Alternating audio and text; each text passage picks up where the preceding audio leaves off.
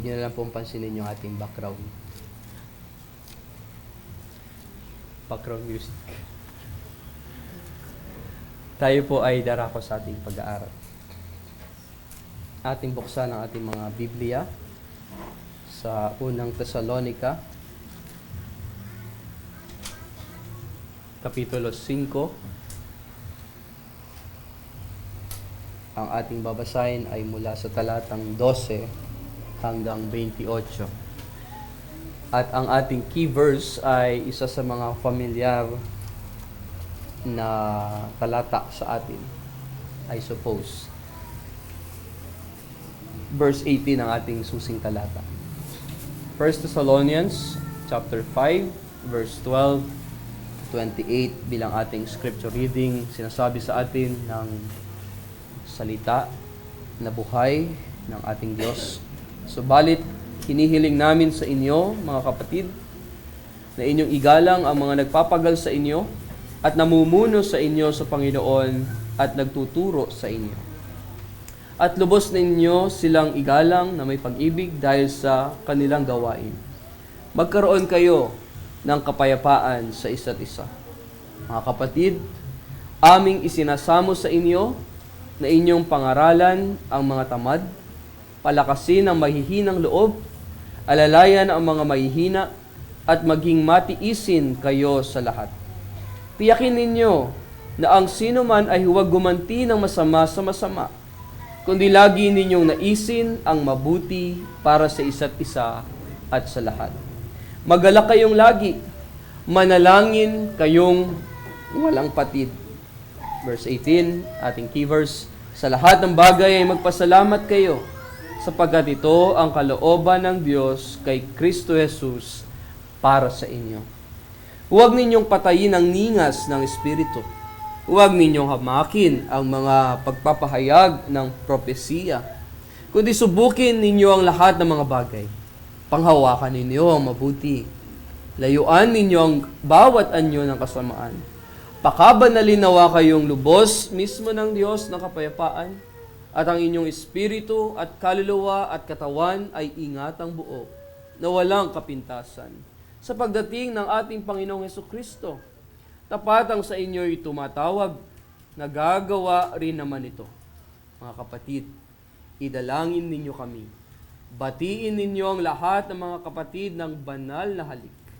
Ipinag-uutos ko sa inyo, alang-alang sa Panginoon, nabasahin sa lahat ng mga kapatid ang sulat na ito, ang biyaya ng ating Panginoong Hesukristo ay sumainyo.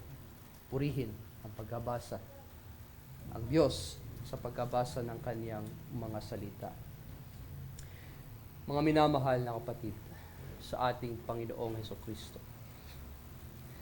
sa loob ng maraming taon sa history ng church, ang pagpapasalamat ay hindi lamang isang bagay na ginagawa natin dahil sa tradisyon. Ito ay isang mahalagang bahagi ng ating pagsamba sa Diyos. Mula pa noong unang panahon ng mga Kristiyano o unang panahon ng Kristyanismo, turo na sa atin na magpasalamat sa Diyos sa lahat ng bagay. Pinapakita nito sa atin, mga kapatid, na sila na mga nauna sa atin, pati na ang mga taong, mga nagsulat tungkol sa Diyos noong panahon ng Reformation. Sa panahon ng mga unang Kristiyano, may mga taong tulad ni Apostle Paul at iba pang mga apostol na nagpahayag ng kanilang pasasalamat sa Diyos sa pamamagitan ng kanilang mga liham. At ito nga nating nabasa kasama sa mga liham ni Apostol Pablo. At hindi lamang iyon, hindi lamang sa mga taga-Thessalonica, maging ang mga sulat niya sa Ephesus at sa Corinth. Sila rin ang mga naunang Kristiyano sa Jerusalem at iba pang komunidad ng iglesia na ipinakita ang matatag na pananampalataya sa kabila ng mga pagsubok. Noong panahon ng Reformation, ilan sa mga kilalang leader ay sina John Calvin, Martin Luther, si Huldrych Zwingli. Sila ay mga leader ng iglesia na nagtanggol sa mga doktrina ng kaligtasan at kanilang ipinahayag ang kahalagahan ng biyaya ng Diyos. Ang doktrina ng biyaya, sinikap nilang ipaalam sa kanilang mga tinuturuan, sa kanilang mga tagasunod, ang kahalagahan ng pagpapasalamat bilang bahagi ng buhay, kanilang buhay bilang isang mga mananampalataya. Yung magandang quote from Martin Luther, nais kong banggitin. Sabi niya, "Thanksgiving is the heart's proper way of showing gratitude to God. Without it, faith is no true faith." Sa Tagalog, ang pagpapasalamat ay tamang paraan ng puso upang ipakita ang pasasalamat sa Diyos, na kung wala nito, ang pananampalataya ay hindi tunay na pananampalataya. Sabi naman ni John Calvin, I quote, "It is the duty of the Christian to give thanks to God continually, for He is the source of all good things." Sa Tagalog, responsibilidad ng Kristiyano na magpasalamat sa Diyos ng walang humpay, sapagkat Siya ang pinagmumulan ng lahat ng mabuti. At galing naman kay Huldrych Zwingli, and I quote, "Thankfulness to God must be the fruit of a true Christian life, revealing itself not only in words, but in actions that honor Him." Sa Tagalog, ang tunay na pagpapasalamat ay nagmumula sa puso at nakinikilala ang patuloy na kabutihan ng Diyos at tumutugon sa pamamagitan ng pasasalamat at tapat na pamumuhay. Sa ngayon,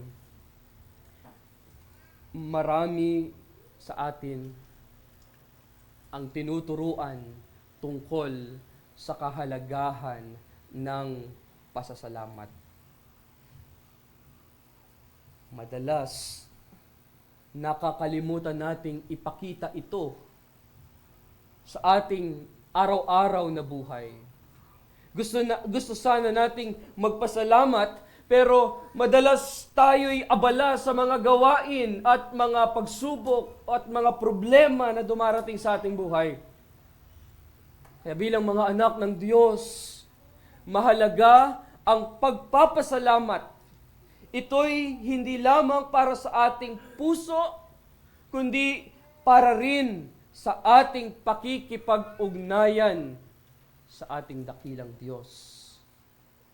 Kaya sa ating tema na pagpapasalamat bilang pagsamba, yan ang ating tema, pagpapasalamat bilang pagsamba. Mahalaga na ating bigyang diin o pagtuunan ng pansin itong dalawang punto na ito. Yan, mapakahalaga. Una, mandato ng pasasalamat. Pangalawa, bunga ng pasasalamat. Una, mandato ng pasasalamat. Pangalawa, bunga ng pasasalamat. Tingnan natin ang unang punto. Sa ating teksto, sinasabi ni Apostol Pablo, "Magpasalamat kayo sapagkat ito ang kalooban ng Diyos kay Kristo Jesus para sa inyo." Isa-isayin natin yung mga salita na ginamit. Ito ay bahagi ng serye ng mga utos para sa mga mananampalataya upang mamuhay ng may kagalakan, pananampalataya at patuloy na pakikipag-ugnayan sa Diyos. Yung salitang magpasalamat, yun po ay nangangahulugan na tayo ay magbigay pasasalamat sa Diyos. Ang sa lahat ng bagay, yung salitang sa lahat ng bagay, ay tumutukoy naman sa lahat ng sitwasyon o sa anuman ang ating kalagayan. Yung salita naman na ang kalooban ng Diyos ay nagpapahiwatig ng layunin ng Diyos. Ang kalooban ng Diyos. At yung salita naman na kay Kristo Jesus, isang napakahalaga ng mga salita dyan sa ating key text, kay Kristo Jesus ay nangangahulugang pagiging kabilang kay Kristo Jesus. Kabilang, mga itinanim, mga ikinapit sa pamamagitan ng pananampalataya kay Kristo. Ang ating teksto ay nagpapakita ng isang utos na dapat nating sundin. Ang salitang magpasalamat ay nagpapakita ng isang patuloy na aksyon, patuloy na pagtupad, paggawa, na nangangahulugang ang pasasalamat o ang pagpapasalamat ay hindi nagtatapos at dapat ay isinasagawa sa lahat ng oras. Ang patuloy na pagpapasalamat sa lahat ng bagay ay isang pagpapakita ng ating pagtitiwala sa Diyos. Sa anumang sitwasyon ng ating buhay o sa anumang ating kinalalagyan ngayon, mga kapatid, pinapakita nito na ang ating pasasalamat ay hindi nakaugat sa walang kabuluhan.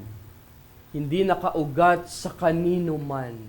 Ito'y nakaugat sa ating relasyon sa ating Diyos sa pamamagitan ni Kristo Jesus.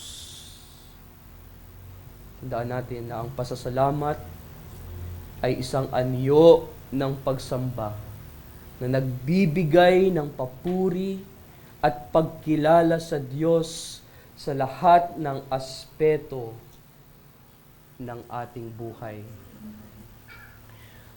Ang pananaw na maaring sinasabi mo o sinasabi natin, ang pananaw na bakit ako magpapasalamat kung puro problema naman ang dumarating sa aking buhay.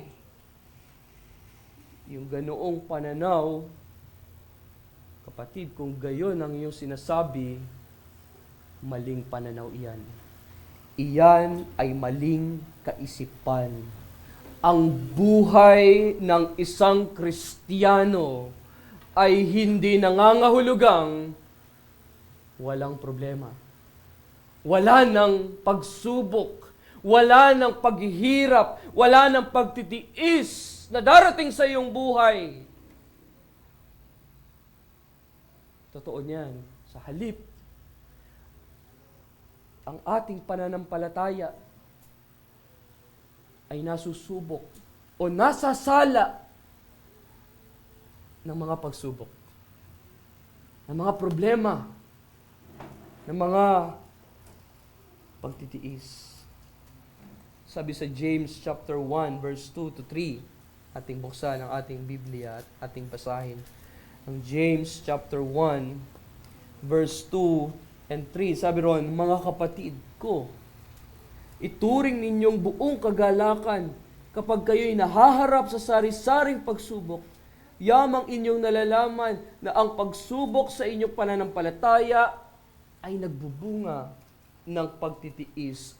Ang mga pagsubok na marahil na iyong pinagdaraanan ngayon, yan ay nagiging daan upang lalong tumibay ang iyong pananampalataya, ang ating pananampalataya, at yan ang nagbibigay sa atin ng dahilan upang tayo magpasalamat sa Diyos. Dumating sa buhay natin ito, nakita natin, mabuti ang Diyos. Tapos yung ginawa sa atin ng Diyos na ito, meron siyang bunga. Anong bunga? Pagtitiis. Kaya salamat sa Diyos. Binigyan niya ako ng pag-uugaling magtiis sa lahat ng mga bagay na ito na aking pinagdaraanan. Ang pananaw na mas madali kasing magreklamo kesa magpasalamat. Mas madali kasing magreklamo kesa magpasalamat. Ang totoo niyan, madaling magreklamo. Ngunit ang salitang magpasalamat sa ating key text, tandaan natin, ito'y utos. Isang utos na mula sa Diyos. Galing sa Diyos. Hindi ito isang option, kundi isang mandato. Kaya mandato ng pasasalamat. Na kapag tayo ay nagpapasalamat, ipinapakita natin ang ating pagsunod sa kalooban ng Diyos. Sabi ni Pablo sa Philippians chapter 4, verse 6 to 7, alam ko na-quote ko na ito kanina, sabi rito, huwag kayong mabalisa sa anumang bagay, kundi sa lahat ng mga bagay, sa pamamagitan ng panalangin at pagsamo, at anong sumunod?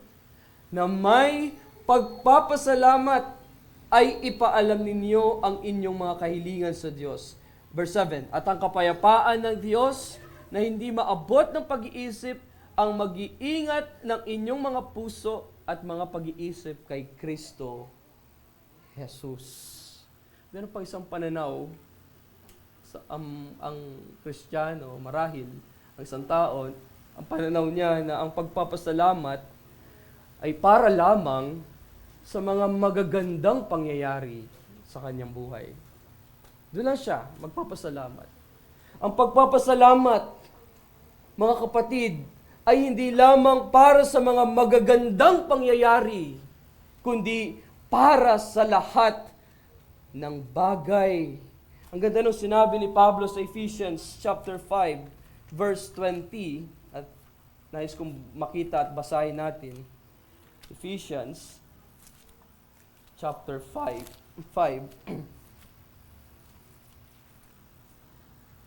verse 20. Na sa lahat ng bagay ay dapat tayong magpasalamat. Sabi niyo roon, laging nagpapasalamat sa lahat ng mga bagay sa pangalan ng ating Panginoong Hesukristo, sa Diyos na ating Ama. Kahit sa gitna pala ng kahirapan, even sa kalungkutan, kahit sa matinding sakit o karamdaman, meron pa rin tayong dahilan para magpasalamat dahil ang Diyos sa atin ay naririyan at palagi nating kasama.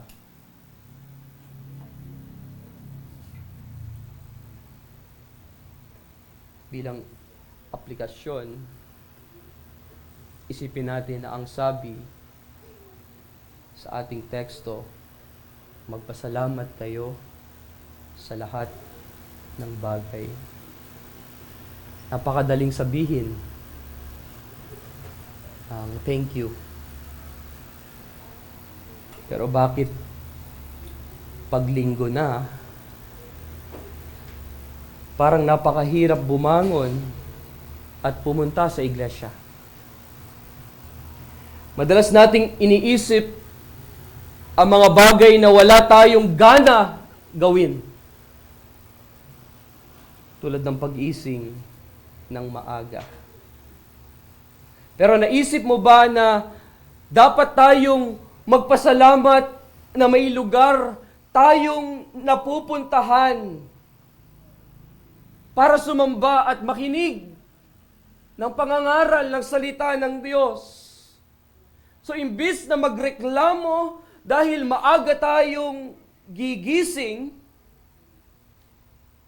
isipin natin na ito yung pagkakataon, ito yung oras na tayo ay lalapit sa Diyos sa pamamagitan ng panalangin, lalapit sa Diyos upang tayo ay makapagpasalamat sa mga nagdaang mga araw, sa mga nagdaang linggo ng ating buhay na tayo kanyang iningatan, ipinagkaloob niya ating mga pangangailangan. Meron tayong pupuntahan na iglesia para magpasalamat.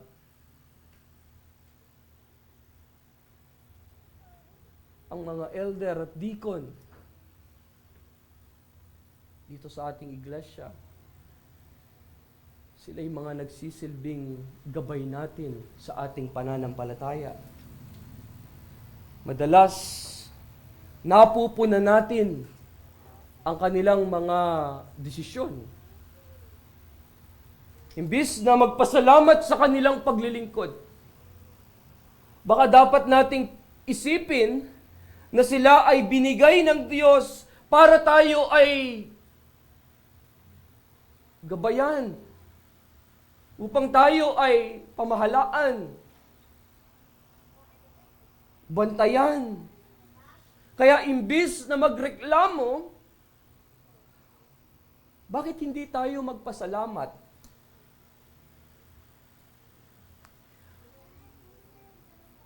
Ang simpleng salita, na salamat po, Elder Eric. Salamat po, Elder Glenn. Kasi mga deacons. Salamat, Deacon Nelson, Deacon Jake, Deacon JP. Salamat po sa inyong paglilingkod.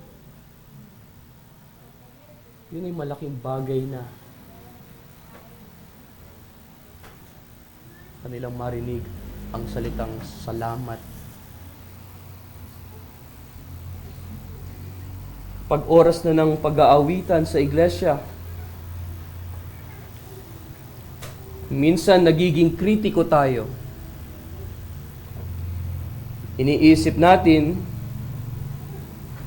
binabantayan natin kung sino ang magaling kumanta o kung sino ang wala sa tono. Pero hindi ba ang mas mahalaga ay nagkakaisa tayo sa pagpupuri sa Diyos? Imbis na tayo magreklamo, bakit hindi natin isipin na ang bawat psalter number na ating inaawit ay isang paraan ng pagpapasalamat natin sa Diyos? Hindi importante kung maganda ang boses mo. Ang mahalaga ay galing sa ating puso sa tuwing tayo ay maawit ng papuri mula sa salita ng Diyos, ang psalter. Kung tayo'y nasa iglesia, o kapag tayo nasa iglesia at nananalangin kasama si pastor, minsan lumilipad ang isip natin at hindi nakikisama ng buong puso. Iniisip natin ang ating mga personal na kahilingan. Iniisip natin ang ating mga problema, ang ating mga kabigatan. Pero bakit hindi natin subukang magpasalamat muna? Sama-sama tayong manalangin at magpasalamat sa bawat hininga, sa bawat araw na tayo'y malakas, na tayo'y gising, na tayo'y pinagkakalooban ng Diyos ng kalakasan.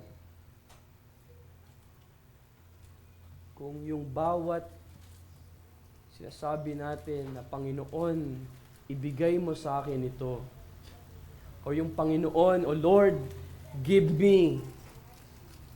ay papalitan natin o gagawin nating, Panginoon, salamat. O Lord, thank you. Mas magiging malapit tayo sa Kanya. At mas mararamdaman natin ang Kanyang presensya sa ating buhay. O sa tuwing may offering o pagbibigay sa iglesia, minsan nagrereklamo tayo na parang puro hingi na lang.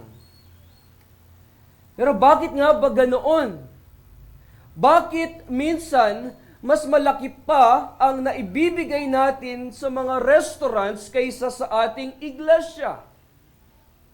Kapag nasa restaurant tayo, hindi tayo nagdadalawang isip na magbigay ng malaking tip sa waiter. Kahit pa ito isang ordinaryong serbisyo lamang. Pero pagdating sa simbahan o sa iglesia, kung saan tayo pinaglilingkuran at nakakapakinig ng salita ng Diyos, bakit parang nagdadalawang isip tayong magkaloob?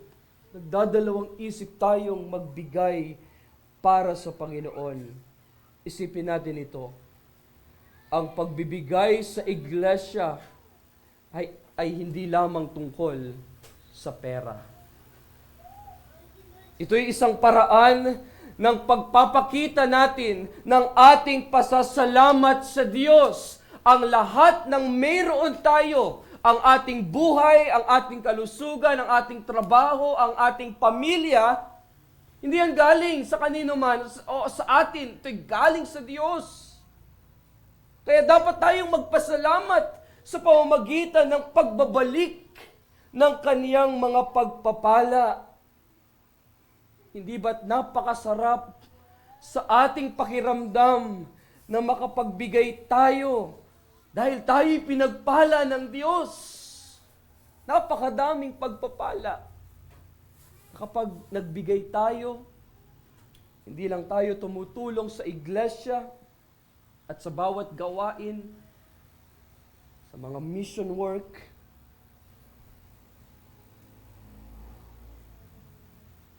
kundi pinapalaguri natin ang ating pananampalataya sa Diyos.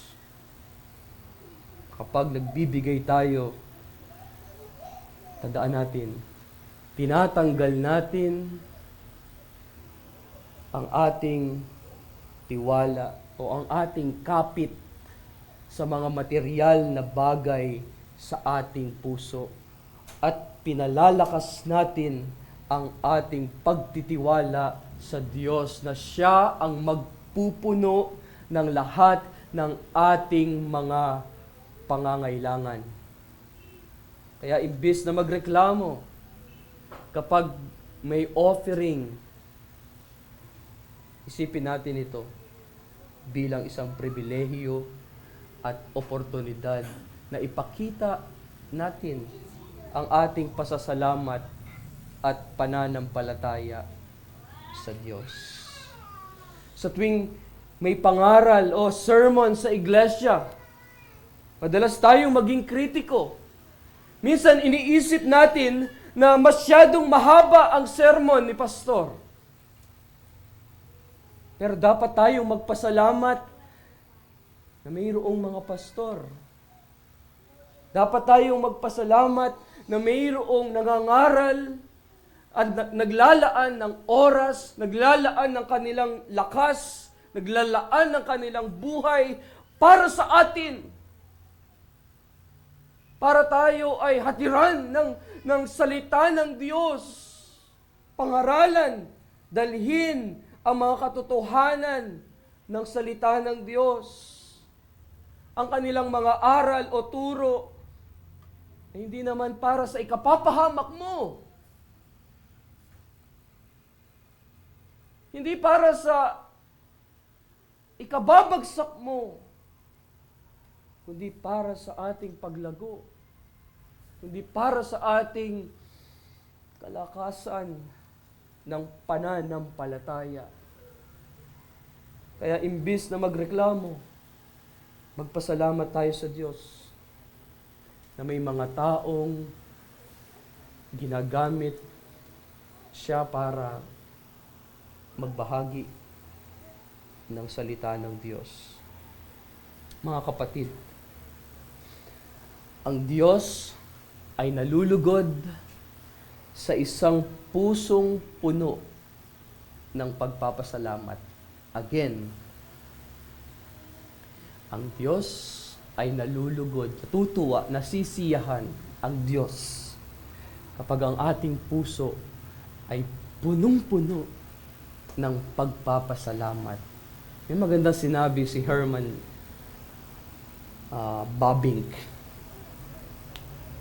And I quote, sabi niya, "The Christian life is a life of thankfulness.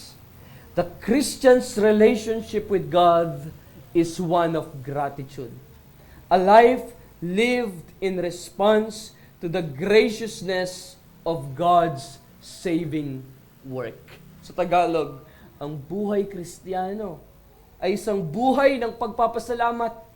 Ang relasyon ng Kristiyano sa Diyos ay isang relasyon ng pasasalamat, isang buhay na isinasabuhay bilang tugon sa kabutihan ng gawa ng Diyos sa kaligtasan.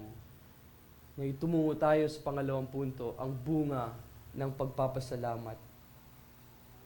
Kapag tayo ay tunay na itinanim kay Kristo, sabi ng ating Heidelberg, kung maalala ninyo, kung tayo ay tunay na itinanim kay Kristo, o kapag tayo ay tunay na nakakabit sa Kanya sa pamamagitan ng pananampalataya, ang pasasalamat ay isang likas na bunga sa atin. Hindi natin maaaring sabihin tayo ay tunay na mananampalataya o tunay na nananampalataya kung hindi tayo nagpapakita ng pasasalamat. Dahil ang pasasalamat ay ang kapwa-ugat na epekto ng pagkakaroon ng tunay na pananampalataya. Ito ay hindi lamang isang pahayag, kundi isang matibay na indikasyon na ang ating puso ay puno ng pagkilala at pagpapahalaga sa lahat ng ginawa ng Diyos para sa atin sa pamamagitan ng ating tagapagligtas, sa pamamagitan ni Kristo na ating Panginoon. Noong una, tayo ay patay, hindi ba, sa kasalanan. At wala tayong kakayahang gumawa ng mabuti, ni magbigay ng kaluguran o ng kasiyahan man sa Diyos. Ngunit sa pamamagitan ng sakripisyo ni Kristo, pagsasakripisyo ng ating Panginoon doon sa krus ng Kalbaryo, tayo ay biniyayaan ng panibagong buhay, ng buhay upang makilala ang Diyos sa ating buhay. Pamamagitan ng kanyang kamatayan at muling pagkabuhay, tayo ay binigyan ng bagong simula. Isang buhay na muling makipag-ugnayan sa Diyos sa pamamagitan ng pananampalataya. Ang ating pagiging muling isinilang sa Kanya ay hindi lamang nagbibigay sa atin ng bagong layunin ng buhay, kundi nag-uudyok sa atin na magbigay ng taus-pusong pasasalamat sa ating Diyos para sa Kanyang walang kondisyong pagmamahal. Tugon natin, yun ang bunga, ang magpasalamat sa Kanya. Ngayon, suriin natin ang ating mga puso.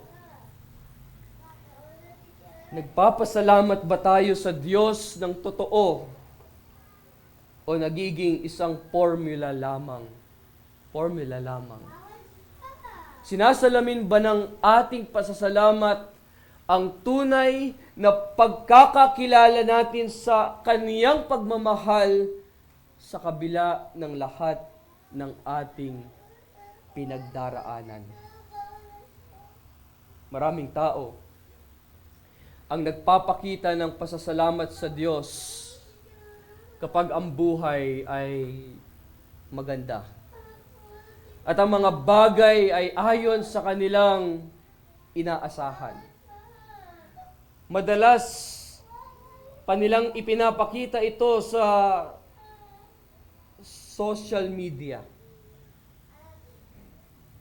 Madalas na dito natin nakikita ang mga post na nagpapakita ng pasasalamat sa Diyos kapag ang buhay ay maganda.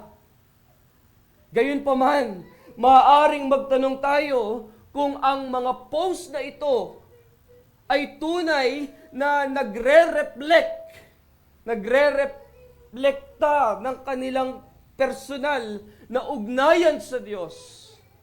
O kung ito ay ginagawa lamang upang ipakita sa iba. Ngunit kapag dumating ang mga pagsubok, dumating ang mga paghihirap, sila ay tahimik at tila nalilimutan ang Diyos. Nalilimutan ng magpasalamat sa Diyos. Mga kapatid, ang ganitong pag-uugali ay nagiging kondisyonal o hindi tunay. Hindi totoo. Ito'y peking pagpapasalamat na kapag ang pasasalamat natin ay ipinapakita lamang kapag lahat ay maayos, kapag ang lahat ay sagana, kapag ang lahat ay mabuti, naaayon sa iyong gusto. Maaaring magmukha tayong hipokrito o superficial sa ating pananampalataya. Sabi ng ating key text, sa lahat ng bagay ay magpasalamat kayo, sapagkat ito ang kalooban ng Diyos kay Kristo Jesus para sa inyo. Ang tunay na pasasalamat ay hindi lamang nakikita sa mga magagandang pangyayari sa ating buhay, kundi pati na rin sa mga panahon ng pagsubok. Pati sa mga panahon nang tayo'y dumaranas ng iba't iba o sari-saring pagsubok. Ang mga tao na tunay na nagpapakita ng pasasalamat ay nagagawa itong ipakita kahit sa mga panahon ng pagsubok at kahirapan. Ang kanilang pasasalamat ay nagmumula sa pagkaalam na ang Diyos ay kasama nila sa lahat ng oras, sa anumang sandali ng kanilang buhay. Hindi lamang kapag maganda ang kanilang kalagayan, hindi lamang kapag maganda ang ating sitwasyon. Pag hindi natin ipinapakita ang pasasalamat sa panahon ng kahirapan, maaaring magpahiwatig tayo ng kakulangan sa pag-unawa kung sino ang Diyos. Maaaring magpahiwatig tayo ng kakulangan sa tunay na pag-unawa sa Diyos at sa Kanyang mabuting layunin para sa ating buhay.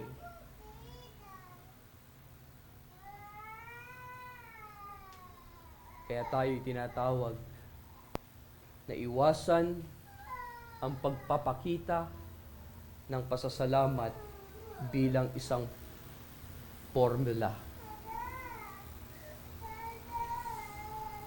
Ito pa. Isipin mo ang isang tao. Imagine natin. Isang tao na nagpo-post ng selfie. Familiar naman tayo sa selfie, di ba? Post ng selfie. Kasama ang bagong kotse o bahay o kayo kumain sa magarang restaurant o magandang lugar, nagpunta kayo roon. Sinasabayan ng caption na Hashtag blessed. Talagang napaka-espesyal at nakakataba ng puso, hindi ba? Ngunit ang tunay na tanong, kung walang Facebook, kung walang My Day, o kung walang Reels, ang tanong ay, magpapasalamat ka pa ba?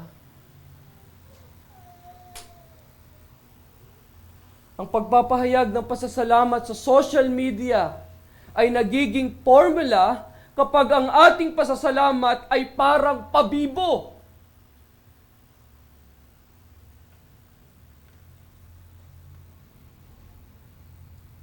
Na naglalayong makuha ang atensyon ng iba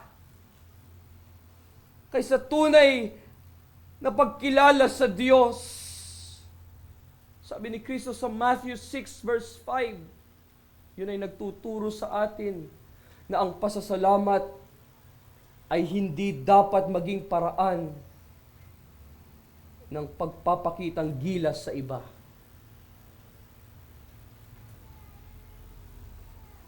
Ang pasasalamat, mga kapatid, ay dapat maging isang normal o isang natural na bahagi ng ating araw-araw na buhay, pagkakilala sa ating Diyos.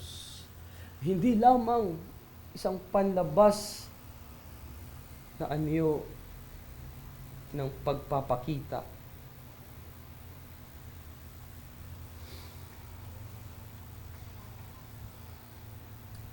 Sa ating pagtatapos,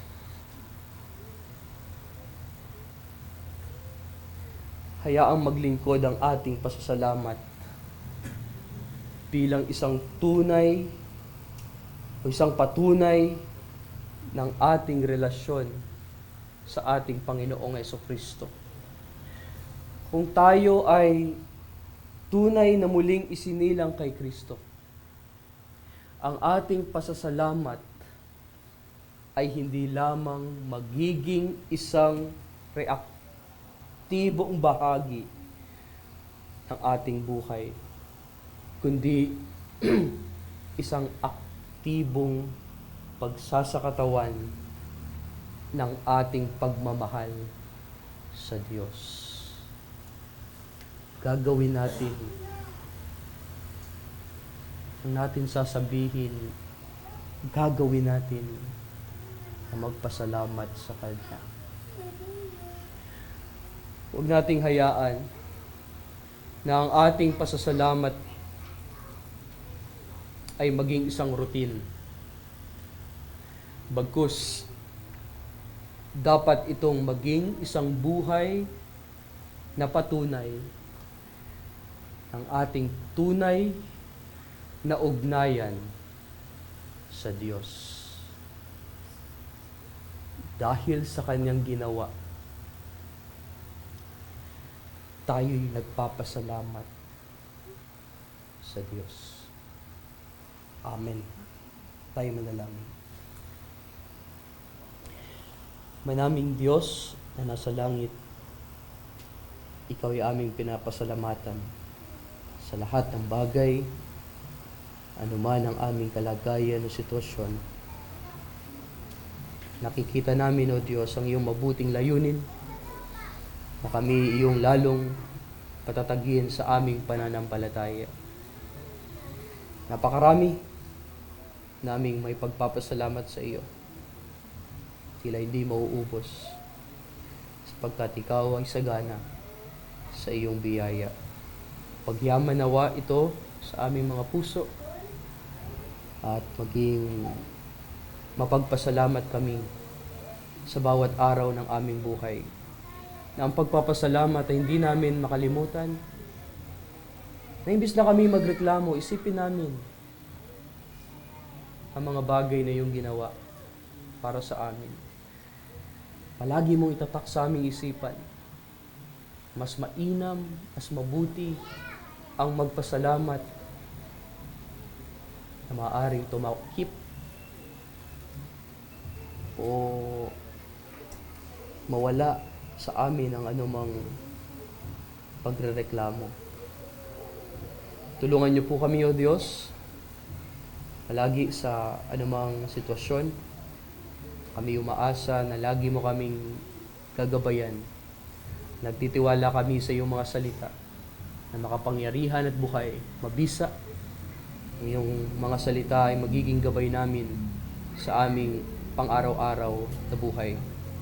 Ingatan niyo po nawa kami, lalo sa mga susunod na mga araw, panibagong linggo na naman ang darating. Panalangin namin ang iyong sapat na biyaya sa bawat isa, sa iyong iglesia, sa bawat pamilya. Ito ang aming panalangin sa pangalan ni Jesus. Amen.